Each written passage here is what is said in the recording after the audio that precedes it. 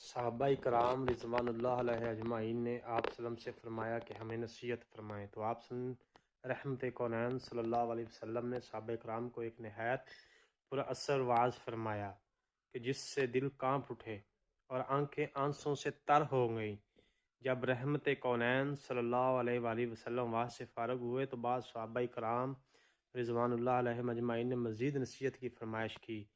اس پر ہادی عالم صلی اللہ علیہ وآلہ وسلم نے انہیں تقوی، سماع و اطاعت، تمسک بالسنت اور بدعت سے اجتناب کی نصیحت فرمائی۔ تقوی، اللہ سے ڈرتے ہوئے اس کے احکام ماننا، جن چیزوں سے اس نے منع کیا ہے ان سے رکنا، اور جن امور کا اس نے حکم دیا ہے انہیں بجا لانا تقوی کہلاتا ہے۔ تقوی اسلام میں ایک نہایت بنیادی حیثیت رکھتا ہے، بلکہ یہ یہاں تک کہا جاتا ہے کہ اگر اسلامی تعلیم کا خلاصہ صرف ایک لفظ میں بیان کرنا ہو تو وہ لفظ تقوی ہے۔ تقوی کے متعلق ارشاد ربانی ہے، اور اللہ سے ڈرو تاکہ تم فلاح پا جاؤ۔